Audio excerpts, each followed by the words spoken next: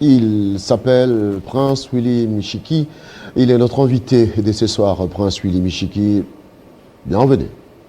Merci. Merci d'avoir accepté l'invitation de Télé 50.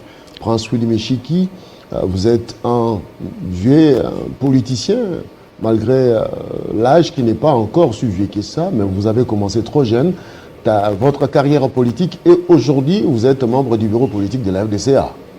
Oui, ça fait 4 décennies que je suis dans la politique active de la RDC comme acteur de première. Mes collègues, les Tshisekedi, les Ngalula Pandangila, les Marcel Yaou, Mbwakem, Konso Pandangila, Ngalula Pandangila plutôt, Belengana, ils ne sont plus là malheureusement. C'est pourquoi tout ce qui arrive aujourd'hui, on m'appelle prophète, puisque ce que nous vivons aujourd'hui, nous l'avons déjà vécu il y a 10 ans, 20 ans, 30 ans. Ce n'est qu'une éternelle répétition. Il n'y a rien du nouveau sur la terre. Pas du tout, pas du tout. Alors, nous avons suivi l'actualité. L'élection, le cycle électoral va connaître son point d'orgue en 2023 avec l'organisation des élections, mais cela passe par la loi électorale qui doit être revisitée. Et le mercredi, le président de l'Assemblée nationale, Mbosso Kodiampouanga, a renvoyé l'examen le mercredi de la semaine prochaine. Est-ce que doit-on examiner la loi électorale ou attendre qu'on puisse revisiter quelques articles de la Constitution pour ne pas violer la Constitution? Oui, il faut dire d'abord que nous sommes vraiment en retard.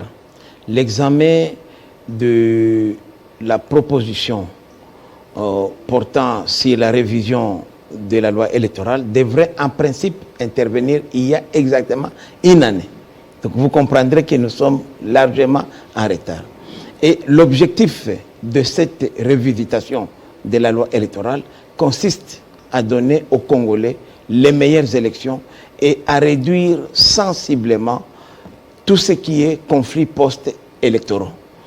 Malheureusement, il y a des familles politiques, en particulier les amis du FCC, qui ne sont pas prêts à aller aux élections. C'est malheureux. Nous avons été à l'opposition. Ils nous ont imposé la même chose. Nous avons accepté et nous avons gagné l'élection. Moi, je voudrais dire ceci, que tout le monde a décrié la manière dont les élections se sont déroulées en 2018. Or, dans la révisitation de la loi électorale, il y a des innovations. Par exemple, le problème de suppléance. C'est pas quand même normal. Nous, l'AFDC, nous avons proposé, on s'est dit, comment expliquer que nous sommes sur un système de liste électorale. Moi, je viens deuxième. Peut-être vous m'avez seulement dépassé de 2 ou 3 voix. Mais c'est vous qui êtes proclamé député. De surcroît, vous prenez comme votre suppléant votre épouse, votre fille et votre belle-sœur.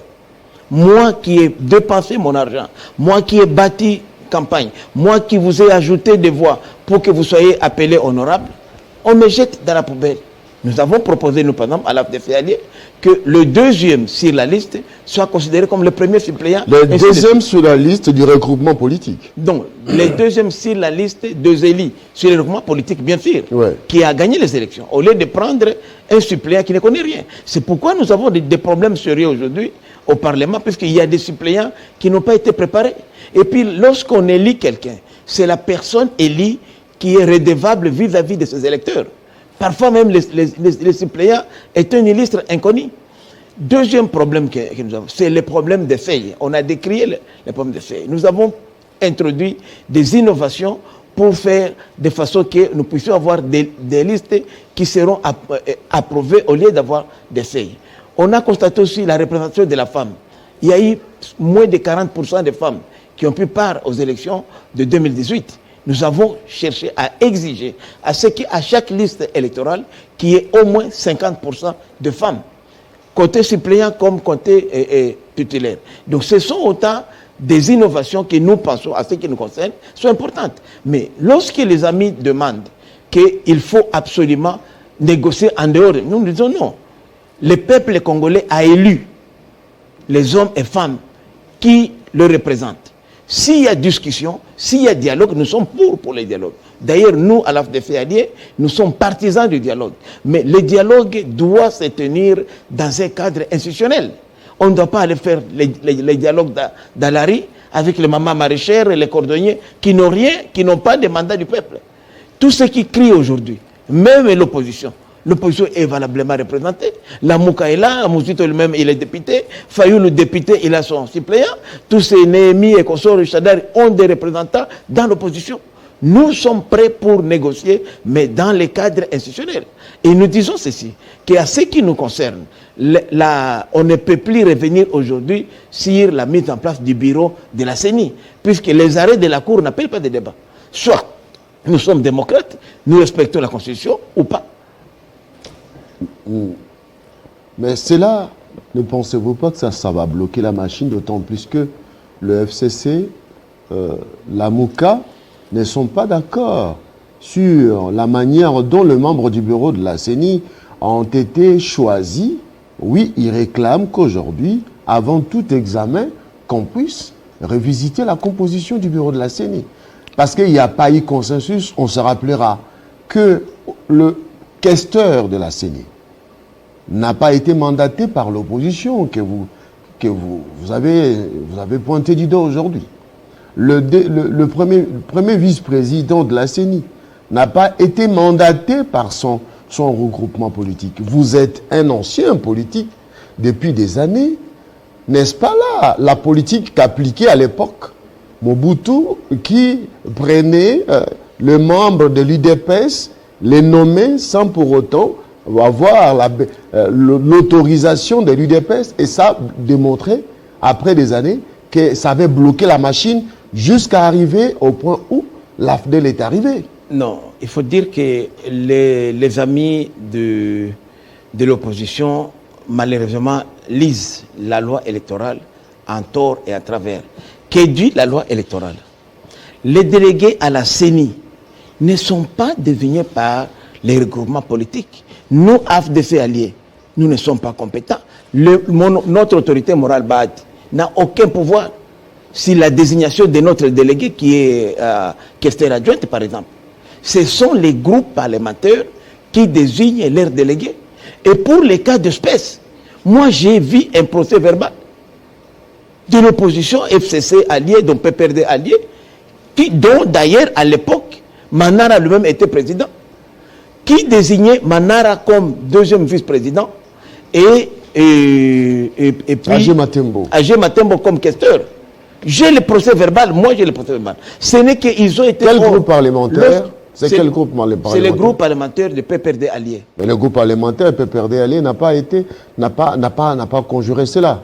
Mais c'est ce que moi je vous dis que c'est à ce moment-là qu'il a été limogé. Mais avant que lui pose l'acte comme président, il a posé l'acte avant qu'il ne soit limogé. Et le PV est signé par le député de ce groupe parlementaire. Moi j'ai ce PV-là.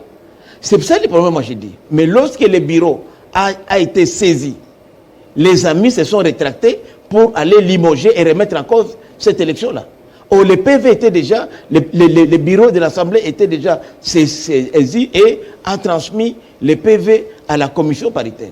C'est ça aussi les droits. La même chose pour la Mouka. La Mouka, c'est le groupe parlementaire de l'opposition qui a désigné leur délégué rapporteur adjoint. La loi est interprétée par les hommes, n'est-ce pas, Willy Michiki Prince?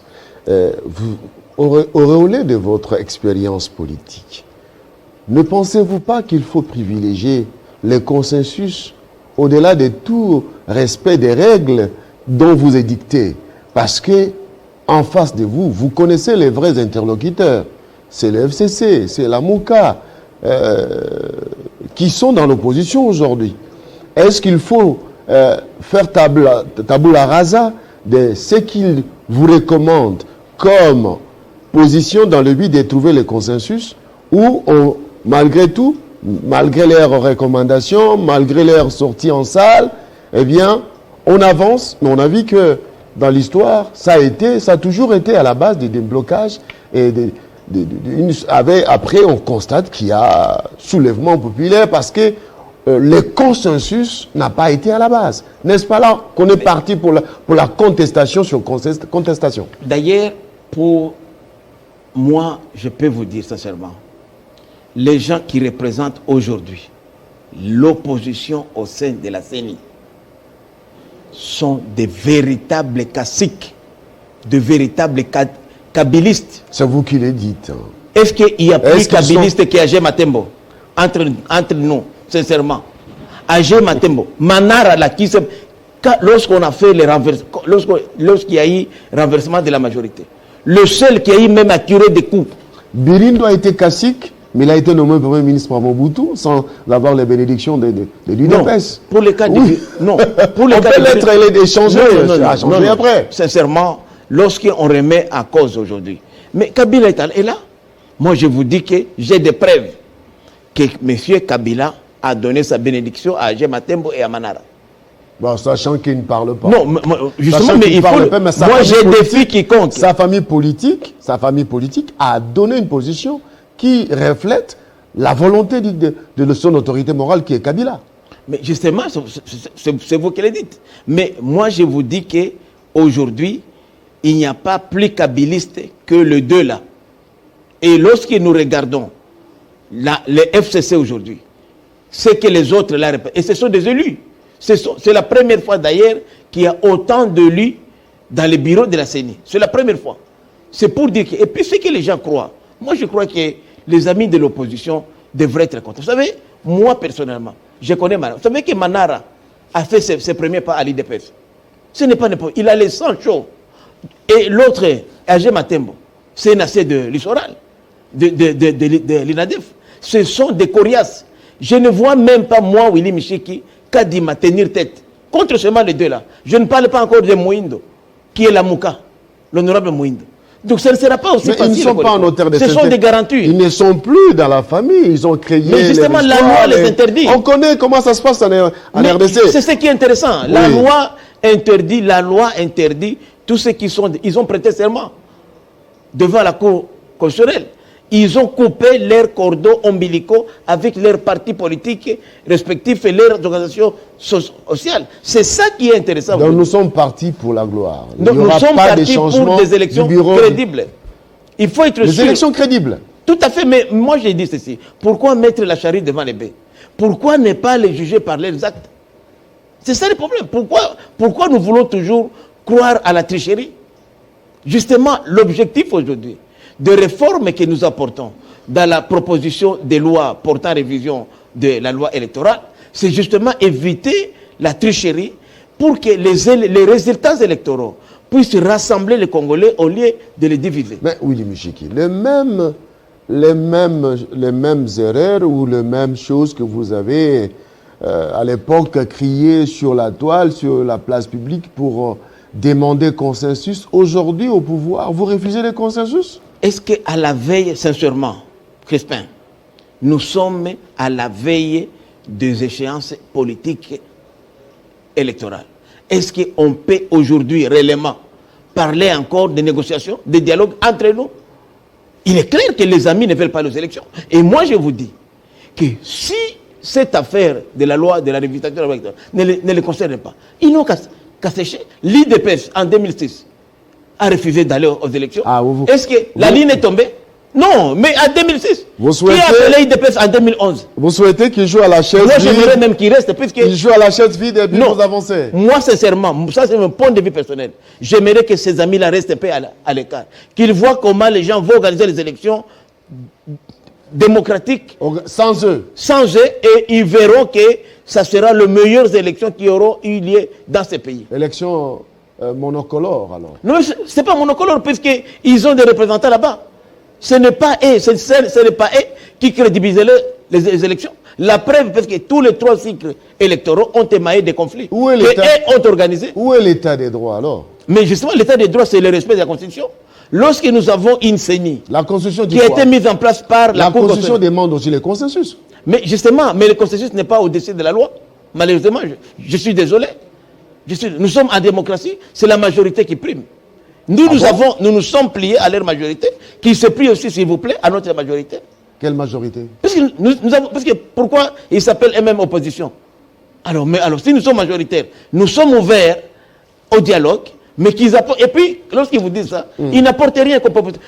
Dites-moi, qu'est-ce que les amis apportent comme comme projet ou comme proposition. Ils n'apportent rien. Alors, je suis en train Ils veulent seulement que les élections ne puissent pas avoir lieu, c'est tout. Mais ils proposent qu'on puisse changer les membres du bureau de la CENI. Mais c'est ce que moi je vous dis qu'aujourd'hui, ce n'est plus possible.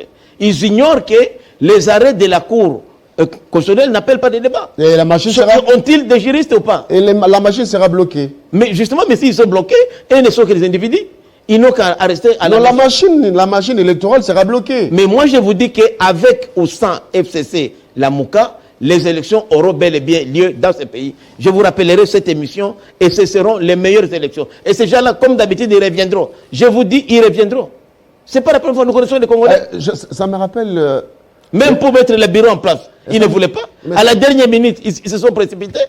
Et je vous dis que parmi eux là, tous ces gens-là qui crient, et les jours, la nuit, ils soutiennent leurs délégués à la CENI. Mais ça me rappelle un peu les discours de Mobutu. Hein? Et alors, à l'époque, il disait, en tout cas, Tshisekedi, c'est du passé. Et non, écoutez, mais après, nous avons vu que l'histoire nous a rattrapés. Est-ce que l'histoire ne va pas vous rattraper avec, aujourd'hui, on peut organiser sans eux, arrivé en 2023, eh bien, la Constitution... vu que le mandat est terminé, eh bien, on accepte d'aller au dialogue pour organiser un gouvernement d'union nationale, gagner un peu quelques années. Mais pas dans cette optique-là. Non, non, pas du tout. Nous ne sommes pas contre le dialogue. Mais le dialogue ne doit pas se faire dans la rue. Le dialogue doit se faire dans un cadre institutionnel. Les Congolaises et Congolais ont élu déjà. C'est du déjà entendu, cadre justement, mais ça, institutionnel, mais on a vu à l'époque, les gens se sont retrouvés à la Cinco. S'il y a des contraintes qui feraient de sorte que les élections ne puissent pas avoir lieu, nous allons nous mettre autour d'une table, mais toujours dans le cadre institutionnel. On ne refuse pas le dialogue, mais pas dans les désordres. Vous êtes vraiment conscient qu'au jour des élections organisées, votre famille politique va remporter? Non, c'est le peuple qui va. Nous sommes fiers du bilan qu'on a réalisé jusqu'aujourd'hui. Ah, vous êtes fiers? Nous sommes fiers du bilan. C'est vrai, il y a un déficit. Avec la hausse du carburant? Non, mais la hausse du carburant, ce n'est pas un problème national. C'est un problème qui est international. Avec le prix frontière moyen a triplé. Moi, plutôt, je suis de l'Union sacrée, mais moi, j'ai dit, moi, Willy Michik, ministre de l'économie, je dois appliquer la vraie politique des prix. Je ne peux pas comprendre, moi, aujourd'hui, que nous, la RDC, nous pouvons prendre en charge presque les 100% de parafiscalité. Nous concédons ça. Nous payons, vous savez, le prix à la litre, à la l'essence. Nous payons plus de 70%. Qu'est-ce que nous gagnons à payer à tous les diplomates, leur consommation de carburant? Aux gens tous ces étrangers qui viennent ici, la MONUSCO. Nous devons appliquer le vrai prix à la pompe et récupérer la parafiscalité et en faire ce dont l'État pourrait faire, même doubler, tripler les salaires des Congolais. Par exemple, aujourd'hui, vous savez que nous payons chaque mois, je vous dis, plus de 10 millions de dollars aux entreprises pétrolières. Et c'est ça même qui a été à la base même de l'interpellation du ministre des Hydrocarbures, puisqu'on a même fait un surplus de ce montant-là. Socir, CEP Congo, SOCOM perçoivent chaque mois 2 millions de dollars. Et qu'est-ce que nous gagnons à côté de rien? Or, pour faire seulement une raffinerie ici, ça nous coûte 3 millions de dollars. 3 millions de dollars. Alors que Socir, qui est devenu juste un petit dépôt, reçoit chaque mois plus de 3 millions, 4 millions de dollars. On devrait utiliser ça pour faire une raffinerie, puisque dans le monde entier, on importe toujours les produits bruts, qui coûtent moins cher. Mais nous, lorsqu'on importe les produits légers, ça nous coûte 3 fois, 4 fois plus cher. Lorsque j'étais conseiller principal à la primature, chargé de l'énergie et les hydrocarbures, j'avais initié une étude auprès du Premier ministre Birindwa qui a démontré qu'avec 2 millions de dollars à l'époque, nous pouvions monter une raffinerie à Mwanda, raffiner le pétrole qu'on appelle lourd et l'utiliser ici. Et j'étais parti même jusqu'à la fin du Sud, payer aux frais de l'État congolais de l'époque. J'ai pris langue avec une entreprise qui m'a fait même une facture pro forma pour faire une raffinerie à 2 millions. Évidemment, aujourd'hui, ça peut être 3 millions de dollars. Seulement avec 3 millions, nous pouvons raffiner notre pétrole là lourd.